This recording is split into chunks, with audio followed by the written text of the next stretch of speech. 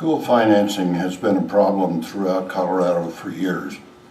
The Sheridan School District has limited financial resources. The district has also experienced significant teacher turnover.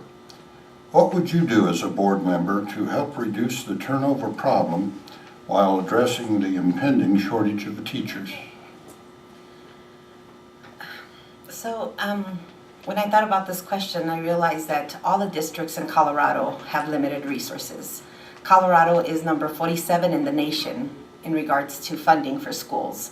I, as a community organizer, I would like to see how we could activate our community and mobilize them to go out to the Capitol and learn about these issues and go lobby and talk to our legislators about how do we get rid of Tabor and Gallagher and make sure that we're getting the adequate funding into our schools.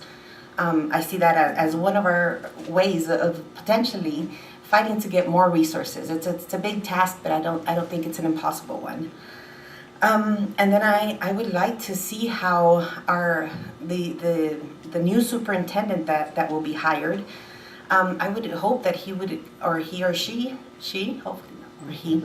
But I would hope that this person can come ready to think creatively on how to reallocate some of the resources to make sure that we are compensating our teachers and that we are putting our resources where they are needed most. And I think those resources should be at the front line of where our students are. So with our teachers and our students, making sure that they have the resources that they need. So I would think that would be one way of working to make sure that we retain teachers by offering competitive wages again, making sure that we are giving them enough planning period, or maybe the day is too long, I'm not sure. I think that we would want to focus back with the teachers and find out what it is that would attract them to stay, and making sure that we're always open to listening to our teachers, to our students, to our families, to be able to create a system that works for everyone. Thank you. The next person is... Thank you. A recent study showed that when adjusted for inflation, Colorado teacher salaries declined about $3,700 or 6.8%, as compared to the national average teacher salary that declined about $770 or 1.8%. These figures are an indication of how difficult it is for school districts in Colorado, especially those in small, low-income, or rural areas, to recruit and retain highly effective teachers. To borrow a quote from Mr. Van Branken's presentation at last night's school board meeting, teacher and principal effectiveness has a greater impact on student learning than any other factor in a school system. While the problem is rooted in a lack of funding, it might also be at the college level because, for a variety of reasons, we are not graduating enough teachers to fit the needs of our schools. While teacher recruitment and retention is a major challenge, Sheridan School District is working to remain competitive with neighboring districts, showing an appreciation for staff across the district and using funds to support higher wages. In addition, I believe that providing mentoring and professional development courses will help retain our teachers while helping them to grow professionally. We need to offer teachers opportunities to learn, grow, and continue to improve their teaching skills, which will ultimately benefit our students in their learning skills. Thank you. Thank you. Thank you very much. Thank you.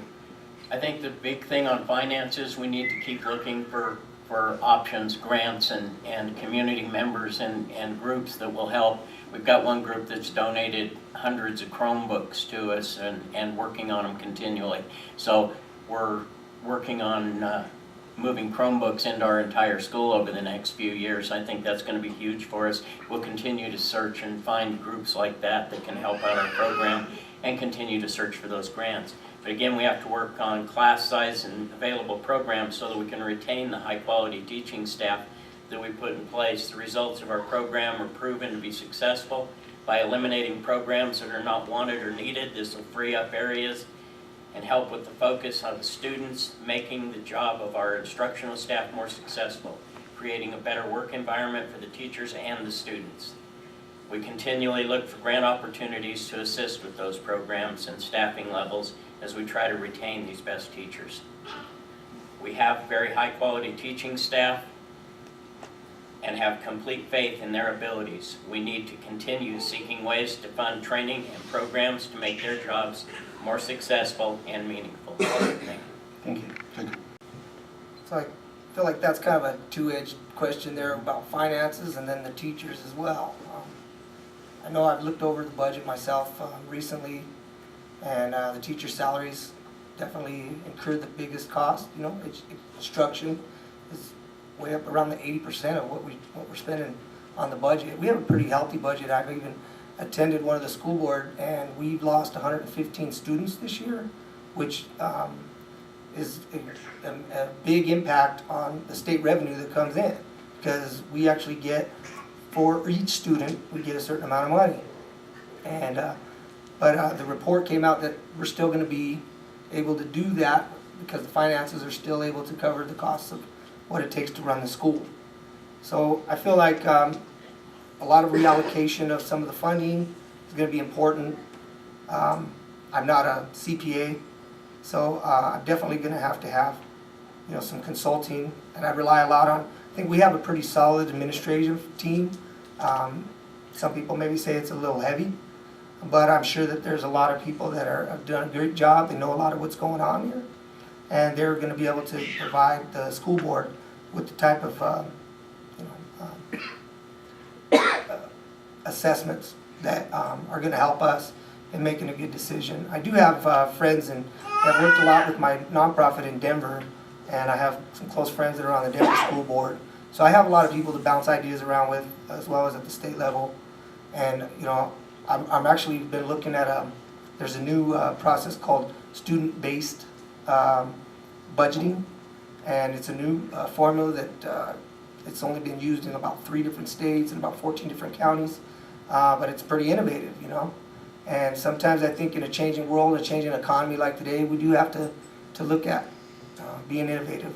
I think especially with teachers, there's a lot of teaching styles and teaching attitudes about learning that can be brought in that are when I was really impressed up at SOAR, that's some of the work that the teachers over there are doing.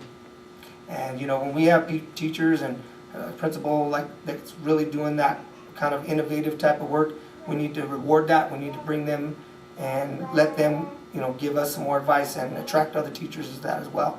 But we do got to pay our teachers good. We have a very big difference in the amount of salaries that our teachers earn. So I do want to see an improvement for that for them. I know that's going to be some tough decisions. Some I might not agree with, but I'm willing to, take that challenge and make a difference and do the best I can. Thank you. Ms. Flores? Like all schools here in Colorado, like Indira said, we have a very limited budget. I understand also that we are number 7 in school funding and that we need to get rid of Gallagher and Tabor. But I also feel too that we are spending too much money in administration. We need to reorganize and spend less money on administrators and spend more money in the classroom when it matters. I truly believe that if we offer competitive salaries to our teachers, better working conditions, more planning time, or perhaps shorter days, we will retain our great teachers, and also we will be attracting highly qualified teachers in our district. Thank you. Thank you. Thank you. I am the Colorado Association of School Board Delegate, and I attend the quarterly sessions to include days at the Capitol on a regular basis, where I am able to speak with our state representatives on issues that face our district. Through these interactions, I have made and maintained personal relationships with a number of state representatives, as well as congressmen and representatives in Washington, D.C., as well as members of the 178 school districts in the state of Colorado. I continue to stay current on the issues that affect education in Colorado, and I am able to reach out and have dialogue with local, state, and national representatives concerning education financing. I will continue to promote and provide the highest level of training available to the district to to encourage and support their efforts in obtaining high-level expertise.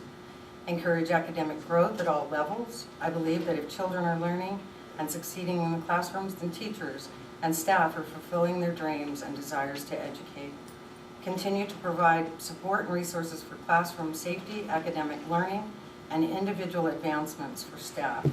I also believe that staff that feel valued and encouraged to grow in their expertise are more content and develop a sense of ownership toward the district and the mission to educate all children. In recent years, and continuing for several more years, the finance outlook for education is bleak. However, this past spring, a salary increase was given to teachers on an average of $4,000 yearly. The district also provides a very healthy benefit package to staff in order to compete with neighboring districts. Our goals are to continue to provide the best available benefits for staff and continue to seek ways to increase pay rates within the district. I plan to continue to provide clear mission-driven policies and procedures to maintain the accomplishments that we have and continue the momentum. I will continue to work toward a unified community where the Sheridan School District, City of Sheridan, South Suburban Parks and Rec, Arapahoe Library District, Sheridan Health Services, Colorado Mental Health at Fort Logan, and the many fine businesses, partners that we operate within the Sheridan City, as well as the community members, and bring them together to strengthen our community by investing in our most valuable resource, the children, adolescents, and young adults of our community. Thank you very much. Thank you. Thank you.